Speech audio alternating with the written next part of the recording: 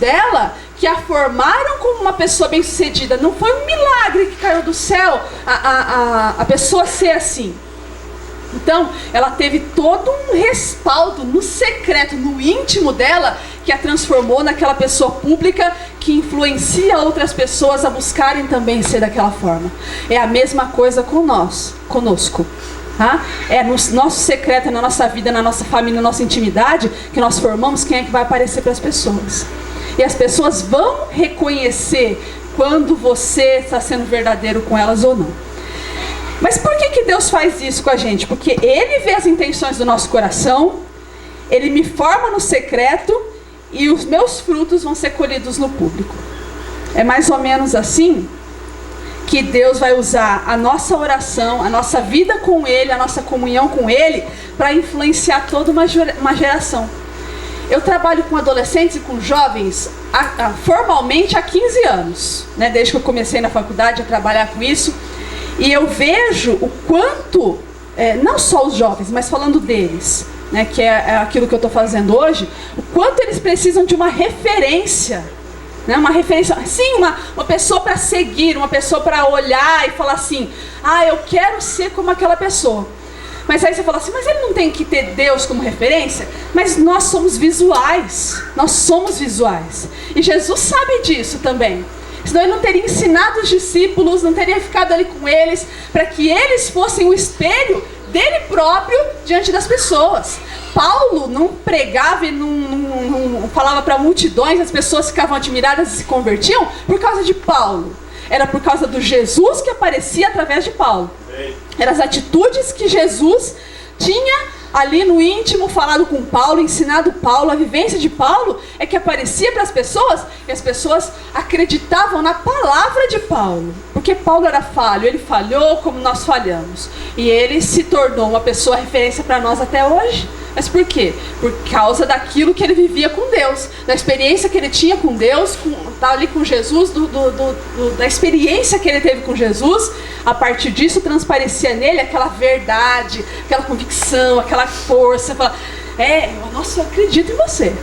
Os jovens hoje precisam de referências, porque qualquer um que fale com uma verdade no coração, eles seguem. Se for uma pessoa toda errada, toda com a vida destruída, mas ela mostra uma verdade naquilo que ela faz, eles seguem. Você pode ter hoje aí esses cantores seculares aí que fazem um sucesso, que arrastam multidões, e eles seguem. Aí você fala assim, mas como é que ele segue? Olha só o que o cara tá falando. Esses funks da vida, essas coisas todas. Por que o cara vai feliz cantar isso daí? Porque essas pessoas mostram a verdade delas. Eles são daquele jeito. Por que os meninos... A gente mora num lugar que tem uma favela ali perto, e aí você vê aqueles meninos pequenininhos assim, eles são influenciados por traficantes. Mas por que eles são influenciados? Porque os caras são verdadeiros com eles. Não verdadeiro de, vem cá, eu vou te ajudar. Não é essa a verdade. Mas eles, eu sou assim, eu sou mal, eu sou o cara, eu faço mesmo, não sei o quê. E as crianças, os adolescentes, eles olham pra isso e falam assim, eu quero ter essa firmeza, eu quero ter essa garra também, eu quero ter essa vontade.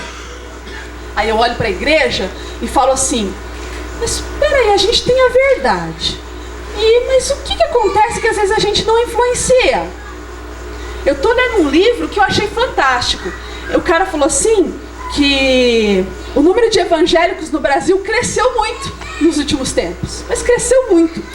Só que não diminuiu a criminalidade, não diminuiu os problemas sociais, não diminuiu a corrupção.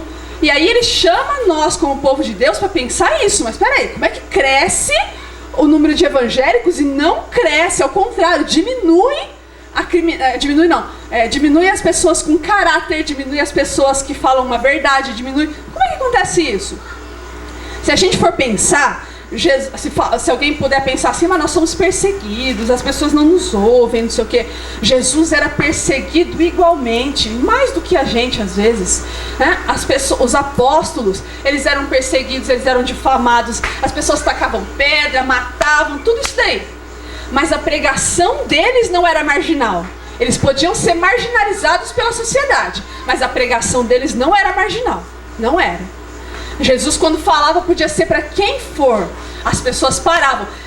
Eles criticavam e xingavam, porque aquilo ofendia muito a eles. Aquilo ali, Jesus aparecia na frente deles como um espelho, e eles enxergavam realmente quem eles eram, e isso dava uma revolta. E eu acredito que é por isso que eles xingavam e eles apedrejavam, porque a gente não quer ver a nossa verdade às vezes. Às vezes a gente não gosta que as pessoas sejam sinceras com a gente. A gente fala assim, não, pode ser verdadeiro comigo, fala a verdade quando você pede a opinião, né? Aí você fala, a pessoa se ofende, acabou, né? Eu tô bonita!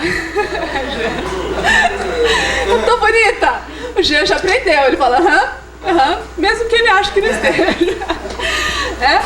Porque a gente se ofende, meu Deus do céu. Será que a gente aguenta ouvir a verdade mesmo?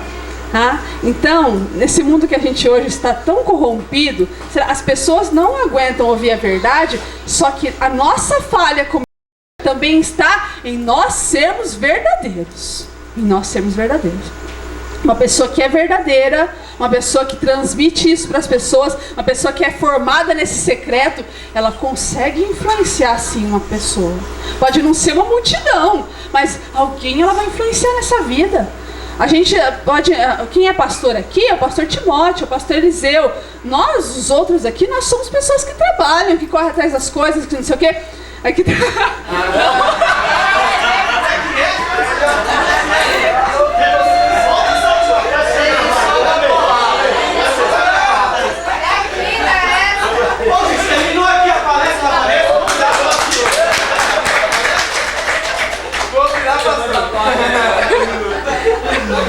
Manda a luz da fora aí, ela pode se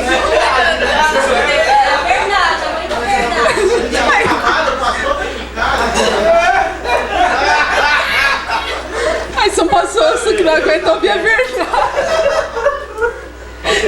Deixa eu corrigir. Deixa eu corrigir na câmera, tá gravando aí, deixa eu corrigir. Nós somos pessoas que trabalhamos secularmente. Vocês entenderam o que eu disse, não foi? Tá bom, vocês entenderam.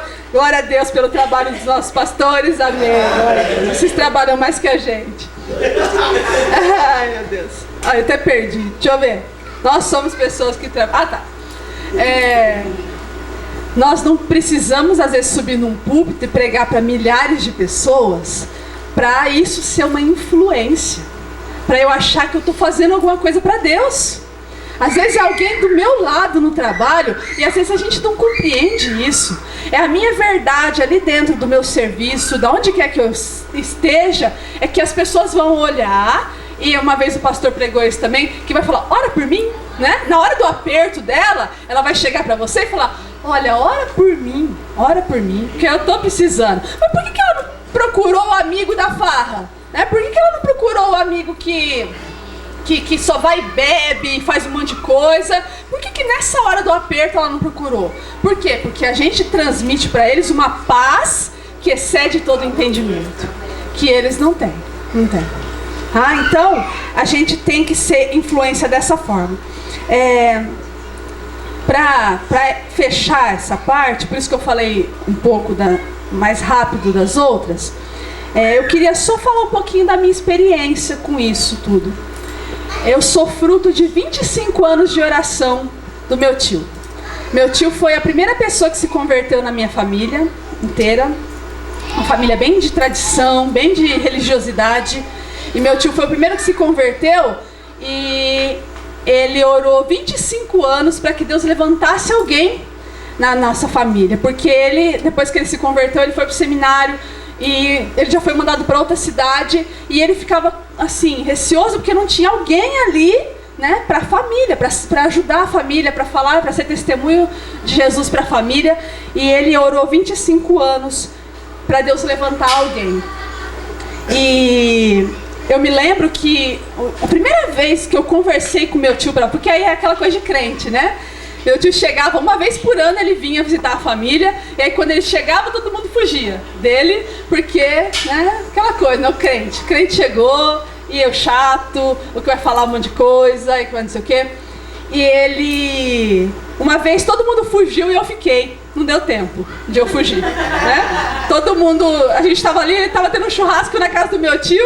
E aí, ali na beira da piscina, eu tava dentro da piscina e todo mundo foi saindo quando ele entrou e sentou ali. E eu fiquei, não deu tempo de sair, ia ficar muito feio eu ser a última a sair e deixar ele sozinho, né? Eu falei, pronto, e agora? Eu fiquei, mas tá bom. Aí sentei ali, a gente nunca conversa muito, né? Eu falei, não, tio, a gente não conversa muito.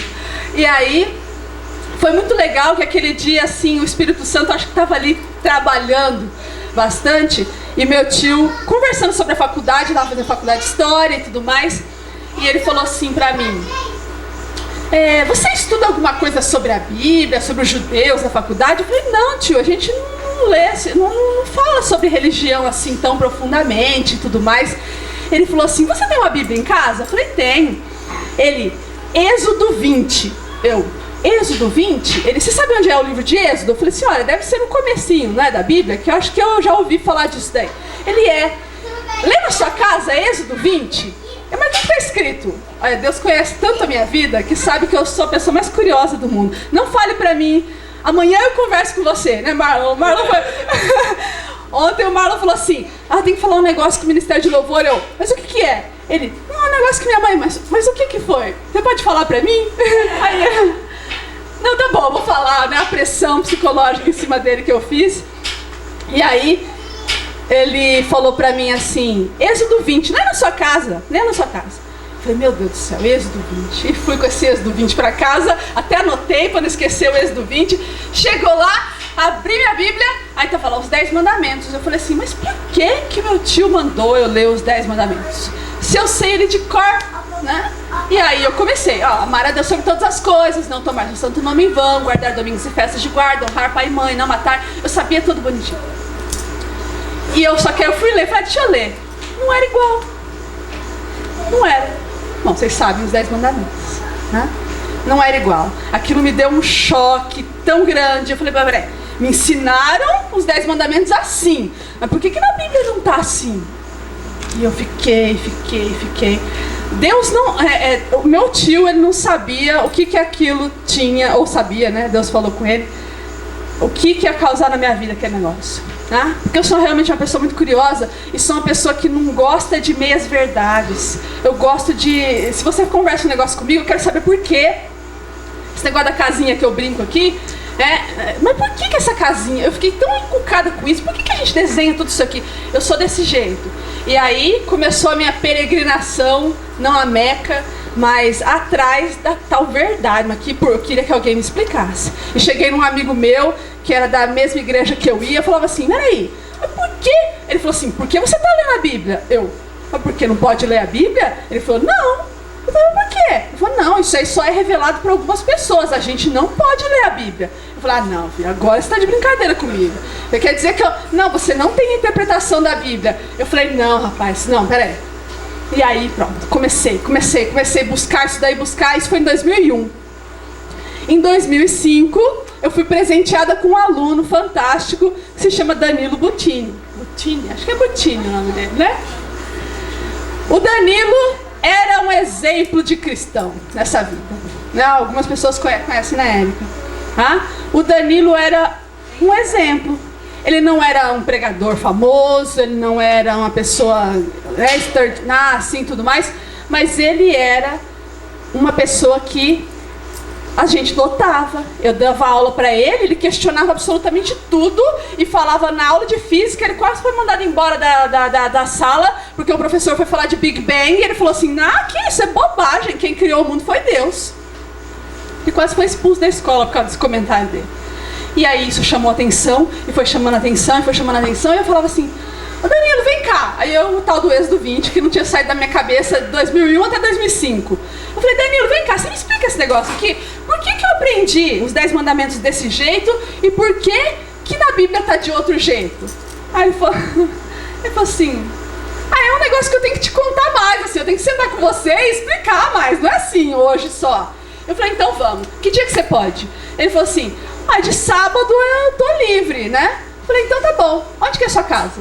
Aí ele me deu o endereço dele, todo sábado, durante 6 meses, eu fui pra casa do Danilo, pra ele me explicar o porquê do Êxodo 20, de repente eu descobri que eu não fazia oração, eu não precisava fazer oração repetida, de repente eu descobri que eu não tinha que adorar